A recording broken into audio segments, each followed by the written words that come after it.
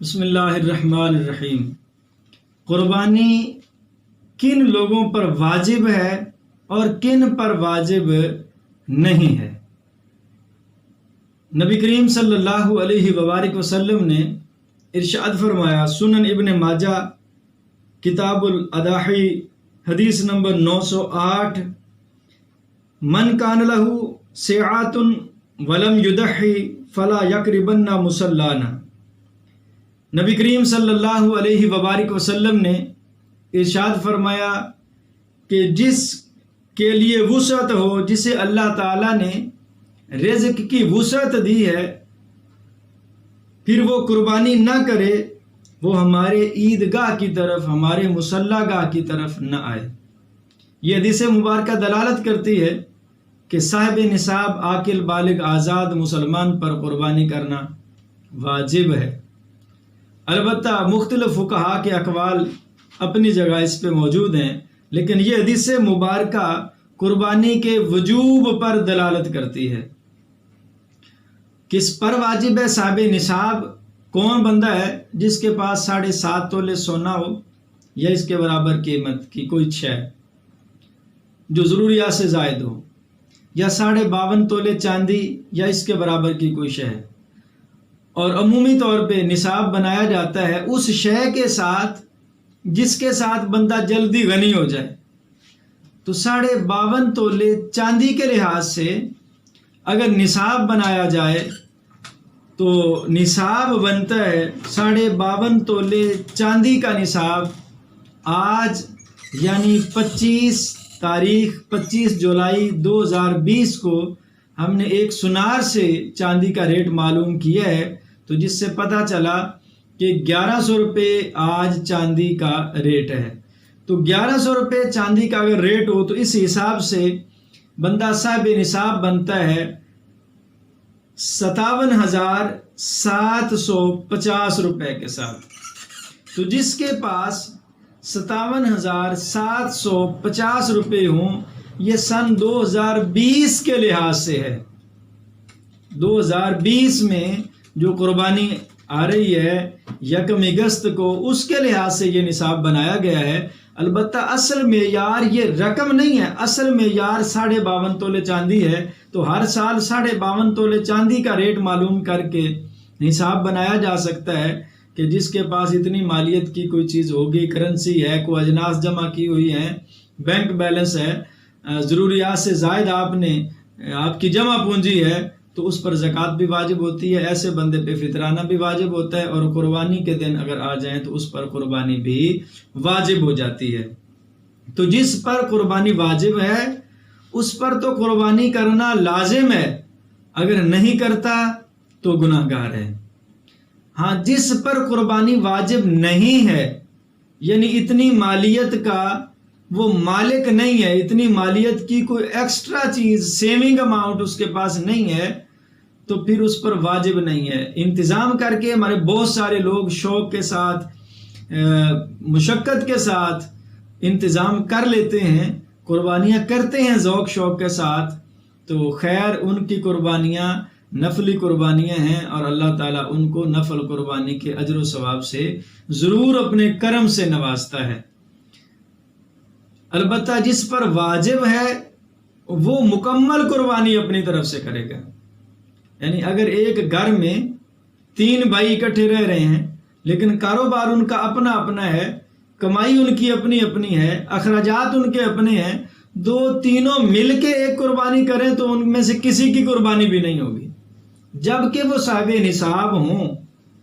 صاحب نصاب ہوں گے تو ہر ایک پر الگ واجب ہے اپنی قربانی کرنا۔ ایسا نہیں ہو سکتا کہ وہ تینوں بھائی مل کے ایک قربانی باپ کے نام کی یا ماں کے نام کی کر دیں۔ اور ویسے بھی بعض گھروں میں تو ایسا ہوتا ہے، جب والدین بزرگ عمر میں چلے جاتے ہیں، جب ان کے سورس آف انکم نہیں رہتے، آمدنی کے ذرائع ان کے نہیں ہوتے، اولاد ہی ان کے اخراجات اٹھا رہی ہوتی ہے، تو اس وقت وہ والدین پر قربانی واجب ہی نہیں ہوتی۔ یعنی بیٹا کما رہا ہے، اپنی مرضی سے خرچ کرتا ہے، اپنی مرضی سے لین دین ڈیل کرتا ہے، تو پھر کہے کہ نہیں جی ابا جی یا اماں وہی گھر کی سرپرست ہیں، تو گھر کی سرپرستی ہوتی ہے جو کما رہا ہے اور خرچ کر رہا ہے۔ یا پھر اولاد کما رہی اور سارا اٹھا کے لا کے ماں باپ کو دے دیں، وہ اپنی مرضی سے خرچ کریں تو پھر ان کی سرپرستی ہے۔ البتہ جو اولاد خود کمائے، خود خرچ کرے، خود اپنی اماؤنٹ سیو کرے، اس اولاد پہ واجب ہے، اور والدین کے پاس اگر صاحب نصاب ہونے جتنا مال جمع نہیں ہے تو ان پر قربانی واجب نہیں ہے۔ اور اگر اولاد نے ماں باپ کے نام کی قربانی کر دی تو ان کی طرف سے تو نفلی ادا ہو جائے گا، نفلی قربانی کا ثواب والدین کو تو مل جائے گا کیونکہ ان پر تو واجب نہیں ہے۔ ہاں البتہ جو بیٹے پر جو واجب قربانی تھی وہ اسی طرح رہ جائے گی، اور واجب کی ادائیگی نہ کرنے کا گناہ اس کے سر پہ قائم رہے گا۔ اگر اولاد کمائے، والد کو لا کے دے دے، والد اپنی مرضی سے لین دین کرے، اخراجات کرے، تو پھر اس اولاد کے پاس جمع پونجی نہ ہو تو پھر اگرچہ وہ لاکھوں کماتا ہے لیکن سارا کے سارا تو وہ باپ کو دے دیتا ہے، پھر اولاد پہ واجب نہیں ہوگی، اس باپ پہ واجب ہوگی۔ البتہ جس پر واجب ہے وہ اپنا واجب پہلے ادا کرے، کسی دوسرے کی طرف سے قربانی کرنا چاہتا ہے تو پھر 2 قربانیاں کرے، ایک قربانی کے ساتھ اپنا واجب ادا کرے اور دوسری قربانی ماں کے نام کی کرے، باپ کے نام کی کرے، بیوی کے نام کی کرے، کسی فوت شدہ بزرگ کے نام کی کرے، کسی زندہ کے نام کی کرے، جس کے بھی نام کی قربانی کرے گا وہ نفلی قربانی دوسرے کی طرف سے ہو جائے گی۔ اسی طرح ساتھ میں ایک اور مسئلہ بھی ذہن نشین رہے، اگر ایک سے زیادہ قربانی کرنے کی آپ میں طاقت اور وسعت ہے اور اگر کرتے ہیں تو پھر ایک قربانی کے ساتھ آپ اپنا واجب ادا کریں اور ایک قربانی نبی کریم صلی اللہ علیہ وبارک وسلم کے نام کی کریں، چونکہ حضور صلی اللہ علیہ وبارک وسلم 2 قربانیاں فرماتے تھے۔ حدیث مبارکہ ہے، ایک قربانی حضور کرتے تو اپنی طرف سے کرتے، اور دوسری قربانی حضور فرماتے تو اللہ کی بارگاہ میں دعا مانگ کے حضور قربانی کرتے تھے کہ یا اللہ یہ میری امت کی طرف سے ہے جو قربانی نہیں کر سکتے۔ حضور کی محبت یہ تھی کہ امت کے نام کی حضور تا حیات قربانیاں کرتے رہے جو نہیں کر سکتے، اور آپ کو اللہ نے وسعت اور طاقت دی ہے تو ضرور نبی کریم صلی اللہ علیہ وبارک وسلم کے نام کی قربانی کریں۔ یعنی یہ اس وقت ہے جب آپ پہ واجب ہے اور ایک سے زیادہ قربانیاں کر سکنے کی طاقت بھی ہے تو تب ہے۔ اگر واجب نہیں ہے، انتظام کر کے نفلی ہے، اس نفلی کو بھی حضور سے منسوب کر دیں، تو چونکہ نفل قربانی کو کسی سے بھی منسوب کیا جا سکتا ہے، اپنے نام کی بھی کر سکتے ہیں، والدین کے نام کی بھی کر سکتے ہیں، کسی زندہ یا فوت شدہ بزرگ کے نام کی کر سکتے ہیں۔ جب باقی سب کے ناموں کی ہو سکتی ہے تو حضور صلی اللہ علیہ وسلم کے نام کی تو بدرجہ اولا ہو سکتی ہے۔ تو نفلی قربانی ہو اسے نبی کریم صلی اللہ علیہ وسلم کی ذات والے صفات سے منسوب کرنا جائز، مستحسن، بلکہ عظیم اجر کی حامل یہ بات ہوگی۔ اور ایک سے زائد کرنے کی اگر طاقت ہے تو پھر اپنا واجب بھی ادا کریں، نبی کریم صلی اللہ علیہ وسلم کی طرف سے بھی ادا کریں، اور زیادہ قربانیاں کرنے کی اگر وسعت اور طاقت اللہ نے دی ہے تو پھر اپنے والدین، اپنے بزرگوں اور حضور صلی اللہ علیہ وسلم کی ساری امت کی طرف سے بھی قربانیاں کی جا سکتی ہیں۔ یہ تھی کچھ نفل اور واجب قربانی کی شرعی پوزیشن۔ لیکن ساتھ میں جو نفل قربانی ہے اس کے لیے ایک اور بھی ہے ضابطہ کہ واجب قربانی ایک بندے کی طرف سے مکمل ہوتی ہے، لیکن نفل قربانی میں رعایت ہے، زیادہ لوگ بھی شامل ہو سکتے ہیں۔ مثلا 2 بھائی 3 بھائی اکٹھے رہتے ہیں، ان میں کوئی بھی صاحب نصاب نہیں ہے، سارے غریب ہیں، لیکن شوق سے انتظام کر لیتے ہیں، مل جل کے ایک قربانی خرید لیتے ہیں، تو وہ ان سب کی طرف سے جائز ہو جائے گی، اس لیے کہ واجب ان پہ ہے نہیں کہ الگ الگ کرتے، اور یہ نفل قربانی ہے، اور نفل قربانی میں تعدد جائز ہے۔